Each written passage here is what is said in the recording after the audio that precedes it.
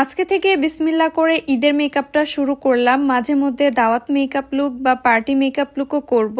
তো প্রথমে আমি এভারলি বিউটিজের প্রাইমারটা ইউজ করে নিয়েছি, তারপরে এভারলি বিউটিজের ফাউন্ডেশনটা ইউজ করছি। এই ফাউন্ডেশনটা আমি ফেসে ডিরেক্ট পাম্প করিনি, কারণ হচ্ছে এই ফাউন্ডেশনটা অতিরিক্ত ম্যাট ফুল কাভারেজ একটা ফাউন্ডেশন।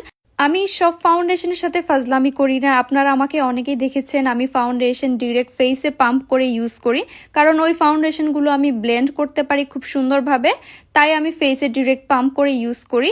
বাট এভারলি বিউটিজের ফাউন্ডেশনটা যেহেতু ম্যাট ফুল কাভারেজ ফাউন্ডেশন, এটা আমি একটু ওয়ার্ম আপ করে তারপরে ইউজ করি।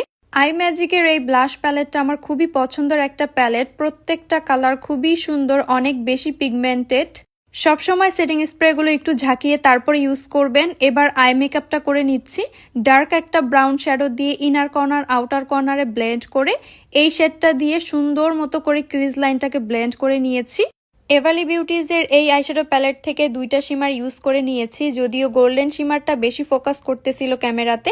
তারপরে আরেকটু কভারেজের জন্য আমি এভারলি বিউটিজের কম্প্যাক্ট পাউডারটা ইউজ করে নিয়েছি। হোজোর গোল্ডেন শেডের হাইলাইটারটা ইউজ করে নিয়েছিলাম। লিপস্টিক ছিল আই ম্যাজিকের, আর অমরে করার জন্য ইউজ করেছিলাম পিঙ্ক ফ্ল্যাশের একটা লিপস্টিক। তো এটা ছিল আমার ফাইনাল মেকআপ লুক। আজকের লুকটা আপনাদের কাছে কেমন লেগেছে সেটা অবশ্যই কমেন্ট করে জানাবেন। ঈদের শপিং কে কে শুরু করে দিয়েছেন সেটাও কিন্তু জানাতে পারেন। নেক্সটে ঈদের লুকগুলো দেখার জন্য আমার পেজটাকে ফলো দিয়ে রাখতে পারেন।